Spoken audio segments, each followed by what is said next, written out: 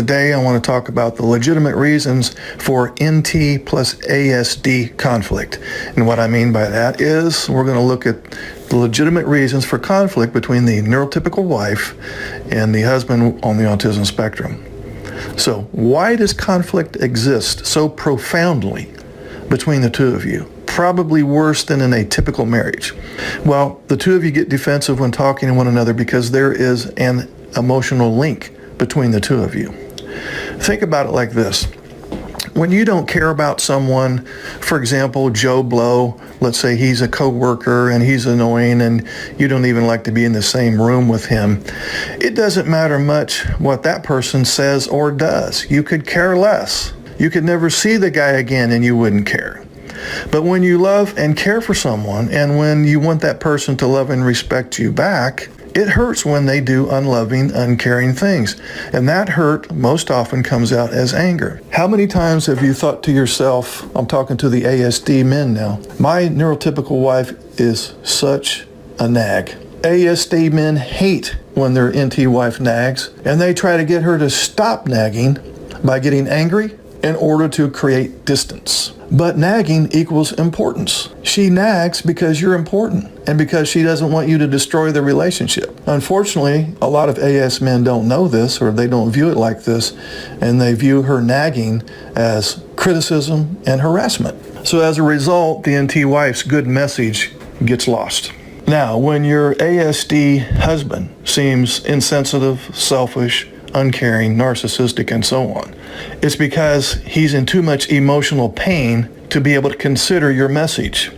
Your message is anxiety-ridden, according to his brain. And pain interferes with listening and with understanding where you're coming from. Now, this is particularly hard to understand when he hides his pain with rage, adult temper tantrums, shutdowns, meltdowns, the silent treatment, always making you wrong, and so on. And with him responding like this, it's not uncommon for the NT wife to, in turn, direct her anger and rage back at him. Now, here's another odd concept, but it's the truth, and that is sometimes spouses behave in manipulative, hurtful ways, not because they think that they're going to change the other person's behavior necessarily, but because they honestly feel that they're doing the best that they can given the circumstances. Both spouses feel that way. The NT wife thinks, well, I didn't sign up for this program where I have somebody on the autism spectrum. I have to make all these adjustments and accommodations.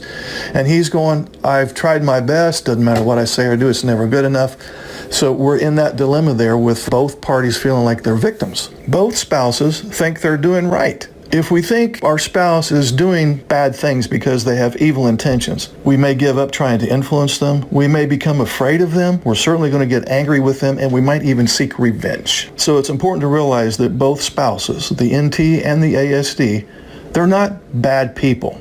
They're just desperate to find a solution to the problems and haven't found one yet. Oftentimes to the point of feeling nothing but helpless and hopeless. But you can be sure that both spouses are sharing a common experience of hurt and fear. But they're expressing their emotions in different and sometimes strange ways. For example, your ASD husband may have an intimate relationship with the computer or with his job. You may be depressed, anxious, perhaps trying to anesthetize your emotional pain through emotional eating, and so on. So each party is hurting, but they're expressing their hurt in different ways. So the NT wife does nag and complain, moan and groan. I know that's what the ASD man thinks, but her intentions are good.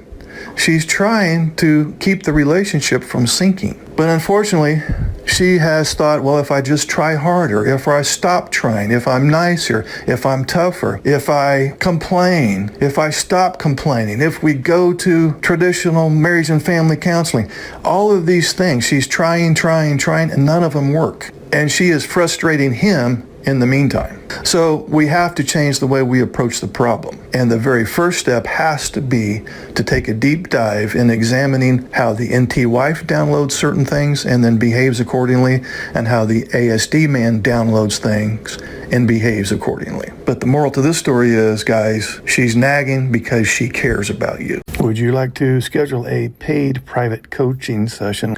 This will be in the form of a face-to-face Zoom call. Underneath any of my videos, you'll see this Calendly link. If you click on that link, It'll open up my calendar. You can pick the available days and times that works for your schedule. You'll get a follow-up email immediately after purchasing a session that will have the Zoom link that coincides with the day and time that you picked. I will get an email too that you scheduled a session, and I will be available on that exact day and time, and we will talk. I look forward to working with you. Hey guys, this is Mark. Click on the join button underneath any of my videos, then click on members only videos, and then click on join. And for $9.99 a month, you'll have access to members only videos, which are excerpts from previous workshops I've conducted for NT partners, ASD partners, and the neurodiverse couple. New videos will be uploaded weekly.